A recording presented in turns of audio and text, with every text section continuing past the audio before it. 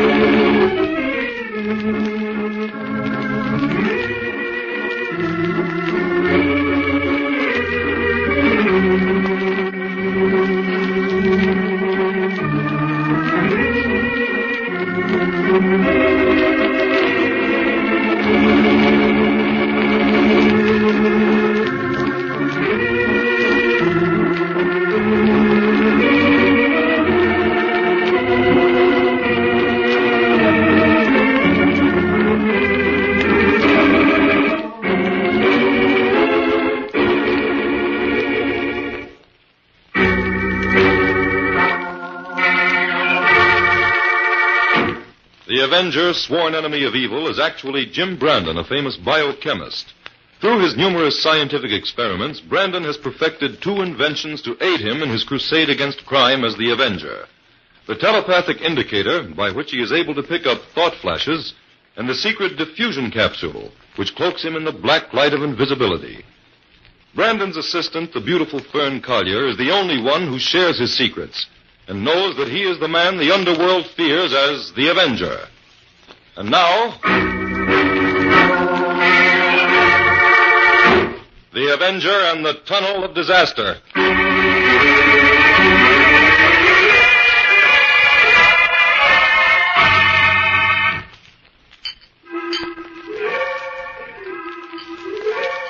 Fern, we'll finish this experiment later. It's time to listen to the broadcast now. Oh, yes, Jim. I'd forgotten about that. Why, Fern, how could you? Inspector White's talked of nothing else for a week.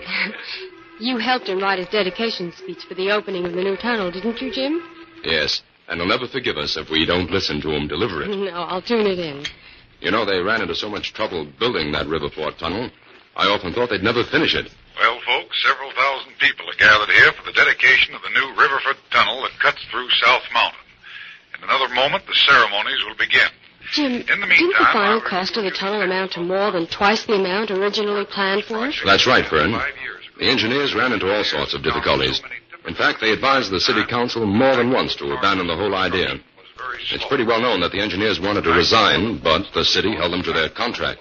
Well, I suppose now that the tunnel is finished, it's worth all the money that was spent on it. Yes, it will relieve the traffic jams on the other tunnels and make it easier to get in and out of the city on the south side. Oh, listen, Jim, they're ready to begin the ceremonies. Oh, right. And the work was carried forward.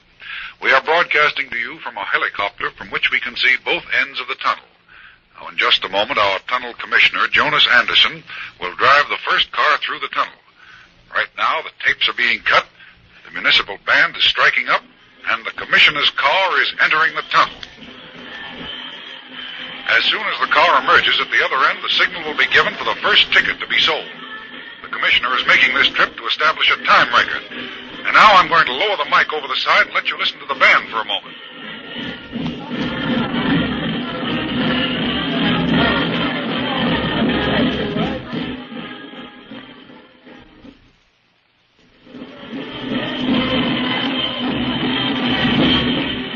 Record run seems to be taking a little longer than expected. The commissioner's car should have come through by now. Inspector White of the police department has just ordered the band to stop playing. Something has gone wrong, folks. Stand by. Jim, what could have happened? Oh, a flat tire, most likely. It couldn't be anything else. Yes, something is wrong here, folks. We're going to land our helicopter on the roadway so that we can give you a first-hand report. Stay with the radio, Fern. I'm going to see if I can pick up anything on the telepathic indicator. Yes, Jim. Nobody can understand what's happened here. Inspector White is going through the tunnel in a police squad car now, and we should know something in a minute. Jim, did you pick up anything on the indicator? Not yet, Fern. Here comes the inspector squad car now. We'll have news for you in just a moment.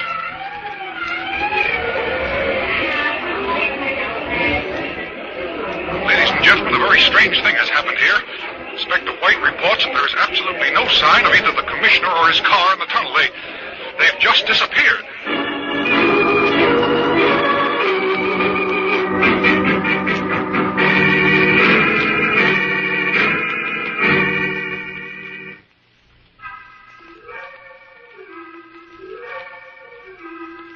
Well, Jim, pick up anything? Yes, Fern, I did. What, Jim? Amid impressions of great excitement, the indicator picked up a strong telepathic impression of violence and disaster. What shall we do, Jim? We'd better get out there to the tunnel right away, Fern. Inspector White will need us.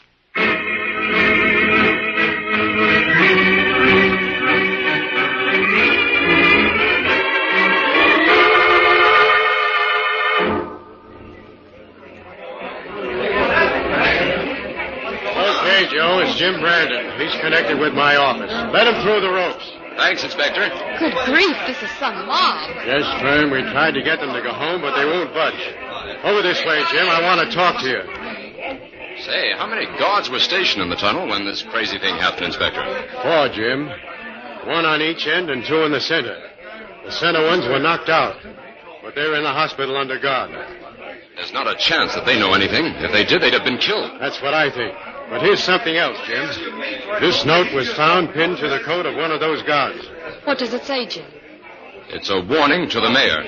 It says, River Ford Tunnel is a death trap. The public will never use it. Close it at once or disaster will strike again. Well, anyway, it's a relief to know we're dealing with a flesh and blood criminal. For a while, it looked as though the commissioner had just disappeared into thin air. Well, he has, Fern. We know that he went into the tunnel, and we know he didn't come out.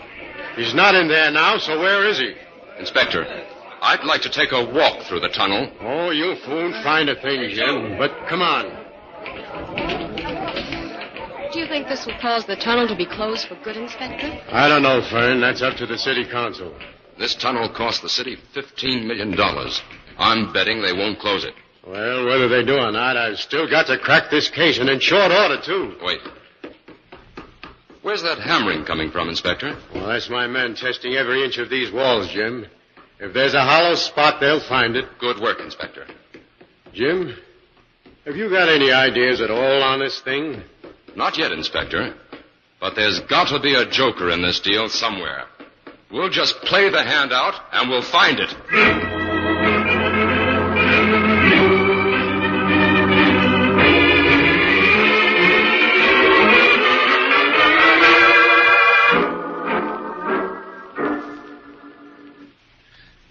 Yes, I'm Michael Evans. What's your business, Brandon? Miss Collier and I came to make a few inquiries, Mr. Evans. Well, get to the point then, Brandon. What do you want? You were the construction engineer on the Riverfoot Tunnel, weren't you? Yes. I wish I'd never heard of the blasted thing. I told them from the beginning that tunnel shouldn't be built, but they wouldn't listen to me. Well, what were your objections to the tunnel? Objections? Well, it was a waste of the taxpayers' money, for one thing. They could have built a road around both sides of that mountain for a fraction of what the tunnel cost. What if it does take a motorist a few minutes longer to reach the bridge? Safety's more important. Inspector White says you received a number of threatening letters during the time the tunnel was under construction. Yes, I turned them all over to the city council, but they didn't pay any attention. Those politicians... Mr. Evans, how sound are the walls of the tunnel? Young man, I'll put my work up against any construction job in the country. Well, now, I'm not questioning your... Here are the plans. The mayor told me to hand them over to you. Now, take them and get out. Your questions are an insult to All a right, man. Mr. Evans. You want to take that attitude, you're of no help to us. Come on, Fern. Well, I've met some grumpy old men before, but Mr. Evans takes the prize. Sometimes grumpiness is employed to hide uneasiness, Fern. You mean you suspect him, Jim? I haven't made up my mind about that yet. So far, I'm too busy wondering about something else I saw in that office. What was that, Jim? There was a tiny model of a gold smelter on the work table in there. A gold smelter? Yes. And I'm wondering what interest a construction engineer in this city could have in a gold smelter.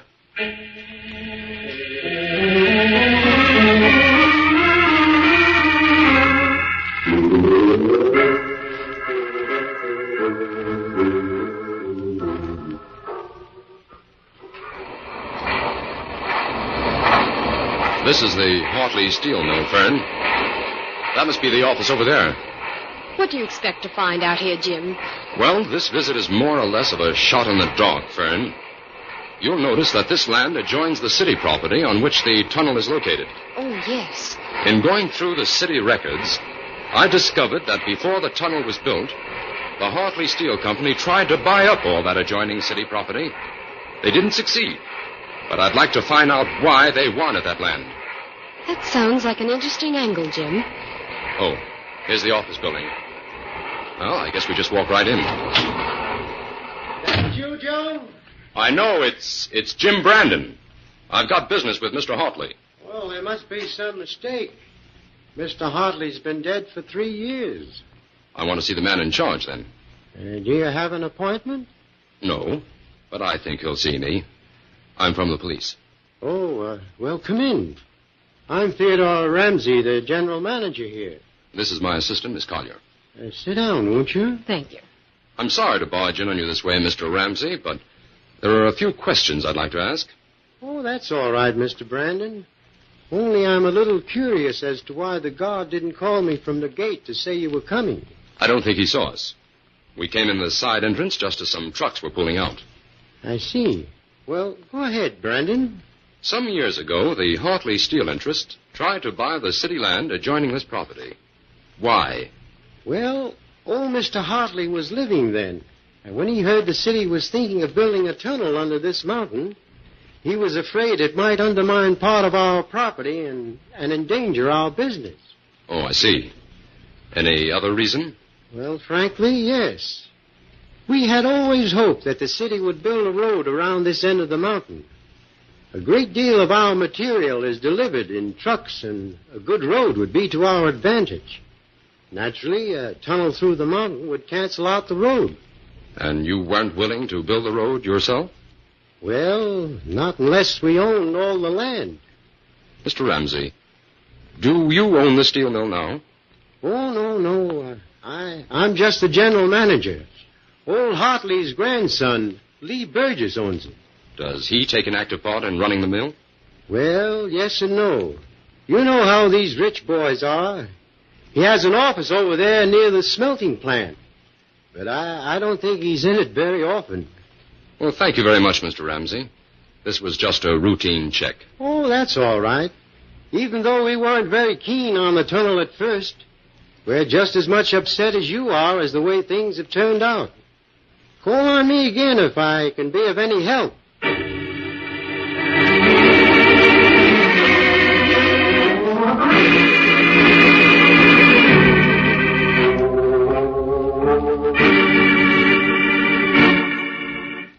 Well, Inspector, has the council decided whether they're going to open the tunnel or not?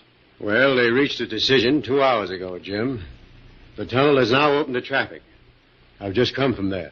Inspector, I just can't understand their opening the tunnel until you've had a chance to solve this case. Fern, the council is inclined to believe that the whole disappearing aqua stage is some kind of a hoax, or even a publicity stunt. Maybe they're right, I don't know. I'll get it, Jim. Hello? Yes, the inspector's here. Sure, hold on a minute, please. Inspector, for you. Thanks, Fern. Hello? What? Holy smoke. Did you call the tunnel and tell them to stop all the traffic? Good. I'll get out there right away. What's the matter, Inspector? They just received a telephone call at headquarters saying disaster would strike the tunnel again at midnight. Come on, Jim.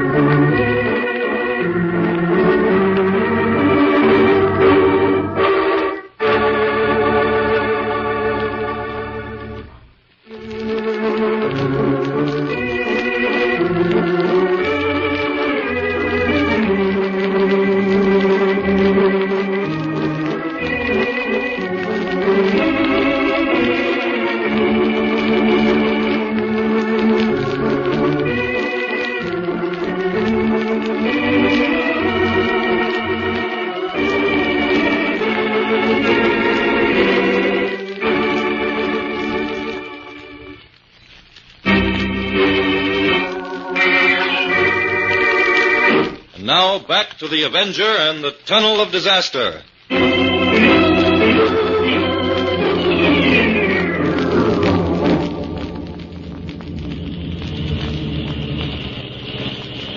What time is it, Jim?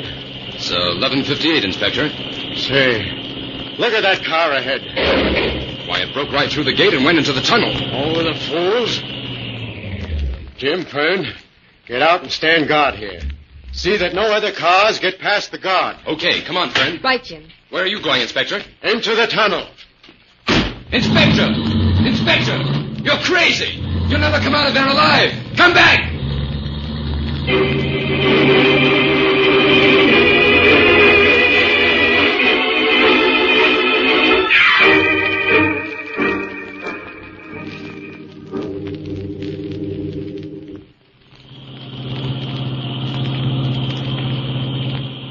Jim, why do you think it's important to go into the tunnel from the opposite side?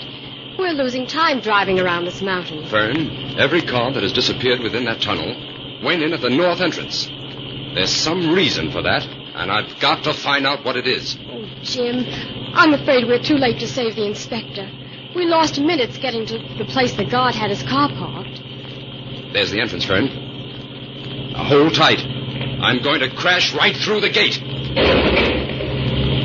Okay, Fern? Yes, Jim. Oh, the guard is blowing for us to stop. I'll explain to him later. We haven't a second to lose now. Keep your eyes peeled, Fern. If there's a clue in here, we've got to find it. Right, Jim. Gosh, this place is frightening. When we reach the center of the tunnel, we'll stop to see if we can pick up any sound. There's absolutely no sign of another car in here, Jim. No. This is the center here. I'll pull up here. Okay. Now, let's listen for a moment. No good. This place is as silent as a tomb. What now, Jim? I'll drive along slowly. Keep your eye on the road.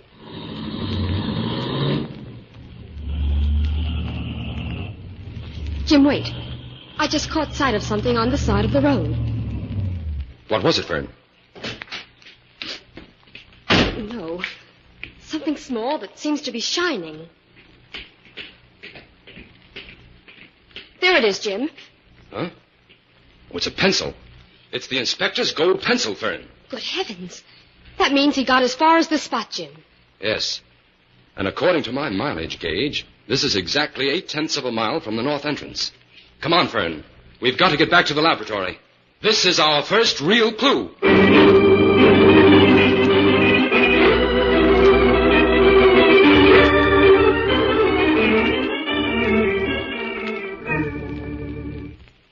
Here, Jim. I made some sandwiches for you. You haven't eaten a thing all day. Oh, thanks, Fern. How are you making out, Jim? Well, according to these maps, that spot where we found the inspector's pencil is directly parallel with the Hartley steel mill.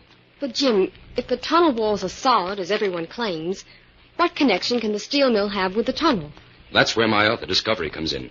Your other discovery? Yes. According to this early geological history of that tunnel land, small deposits of gold were once discovered there. Gold? That could be the motive, Fern. Jim, if old Mr. Hartley knew about the gold, that could have been his reason for wanting to buy the land. Right. But old Hartley is dead. Somebody living must know about that gold, Fern.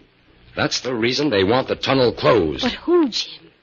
So far, we have 3 possible suspects. 3? Yes. Merkel Evans, the construction engineer. Hartley's grandson, Lee Burgess. And Ramsey, the manager of the Hartley mill. Oh, I know why you suspect Evans, Jim. But what reasons have you for thinking Burgess and Ramsey may be guilty? Both of them have the facilities and are in a position to mine the gold. Oh, but, Jim, none of this is what you call solid evidence. No, it isn't, Fern. But we haven't time to get that. We've got to force the hand of the guilty party. How, Jim? I want you to put in a telephone call to all 3 suspects. Tell each of them that Jim Brandon has discovered a hollow section in the tunnel wall, and that a crew of men is going to start digging at once. Then hang up. Yes. And what are you going to do, Jim? If there's any connection between the tunnel and the mill, the guilty party will show up at the mill.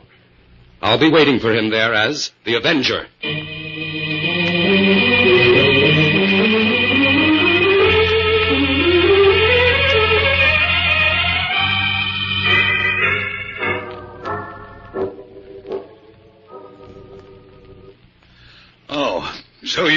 finally got here, Burgess. I've been waiting here at the gate for 10 minutes. I came as soon as I could, Evans. I had to call my men here at the mill and tell them to get things set. All right, then. Come on. You haven't any time to lose. What was that noise? I don't know. There's no one in sight. Say, who do you suppose that girl was who called to warn us? Oh, now, how should I know? Can't bother about that now. Burgess, have you got enough dynamite to fill in our mine that adjoins the tunnel? Plenty. Don't worry about that. The minute I set eyes on that Brandon, I knew he was trouble. Oh, stop griping, Evans. You knew this was a dangerous game when you came in on it. Anyway, we're not licked yet. Yes, you can talk like that because you're young, Burgess. But what about me? I was a respectable engineer all my life until I let you talk me into this gold mining business. I talked you into it. You're ridiculous, Evans. What? And you're yellow to boot. Oh, listen here, Burgess. Oh, shut up. Arguing isn't going to get us anywhere. We're both in this thing up to the eyes. Yes, you're right, I guess. We'll have to keep our heads now. We'll dynamite our mine for 20 yards, right there where it connects with the tunnel. And when the cops break through the tunnel wall, they'll run into nothing but dirt. Right. And then I'll sue Brandon for everything he owns. All right, here's the shack. Open the door, Burgess. All right, get inside. Lock that door after us. Burgess, how many men have you got down in the mine? 8. Where are the prisoners? In a room near the smelter. Say, what are we going to do with those prisoners? Do with them? Eliminate them. What else? I don't think I'd be in such a hurry to do that, Evans. Huh? Who's that? Who's in here? It's the Avenger. And this is the end of the line for both of you. Where is he? Get him, Burgess. How can I fight someone I can't even see? You might as well give up. The police will be here in a minute. All right, Burgess, now come on. Let's get out of here while there's still time. No, we've got to dynamite the mine first. If we don't, they've got the goods on us. It's too late, I tell you. It's our only chance. Unlock the trapdoor, then. Quick. Okay. Help me move these file cases away from it. No, you don't, Burgess. You're not going down in that mine. Oh. Hey, you knocked him out. Stay where you are, Evans, or you'll get the same. The police are here now, Evans, and you'd better deliver those prisoners in good health, or the charge will be murder as well as kidnapping.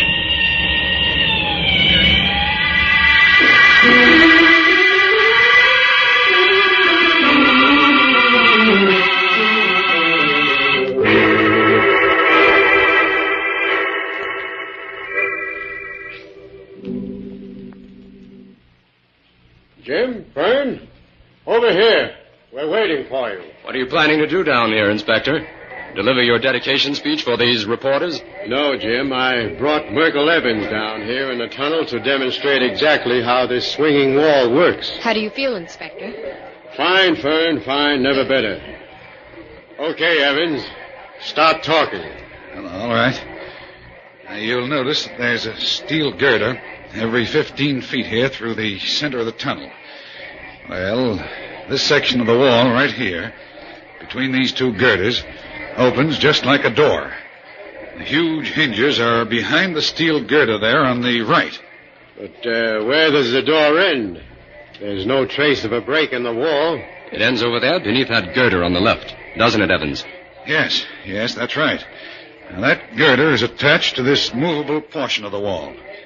When the wall swings back into place, that girder covers up the crack like a piece of weather stripping. Open it up, Evans.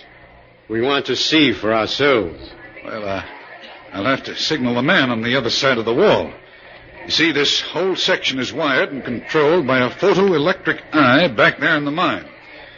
Whenever we wanted to open the wall, all we had to do was break the beam and it swung out automatically.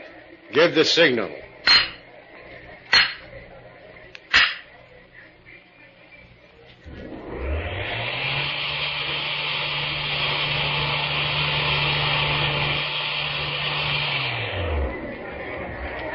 Good heavens. It's like a revolving stage. When the wall is swung open like that, it looks like a curve in the tunnel. And people drove right into the mine before they realized it. But not you, Inspector. Well, I threw my pencil out in time to leave a clue for you, didn't I? Right, Inspector. Jim, why didn't that section of wall sound hollow when they tested it? It's too well reinforced, Fern. Look at the thickness of it.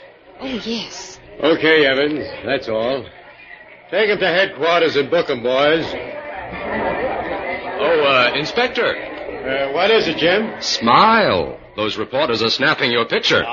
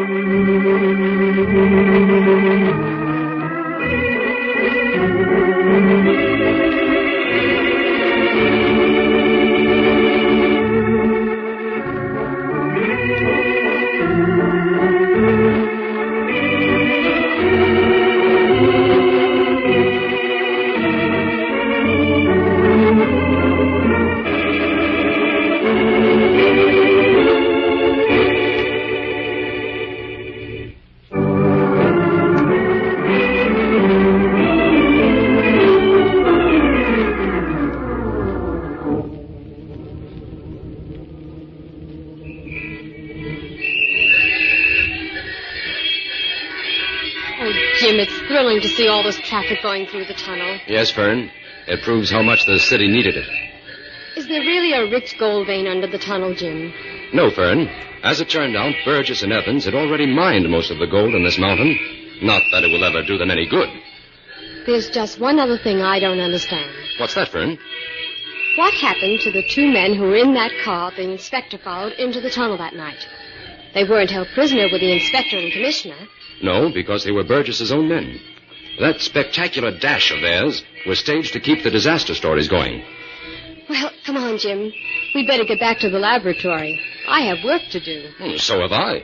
The inspector wants me to write his dedication speech for the new courthouse next week.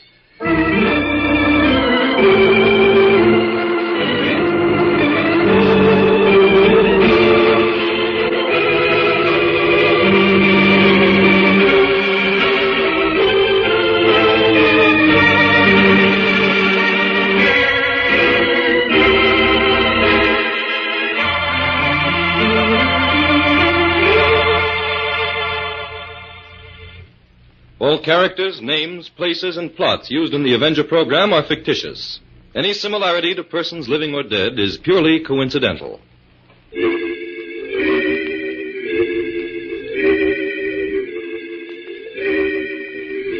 This is a thought. A thought. A thought. Remember, listen for another adventure of... The Avenger.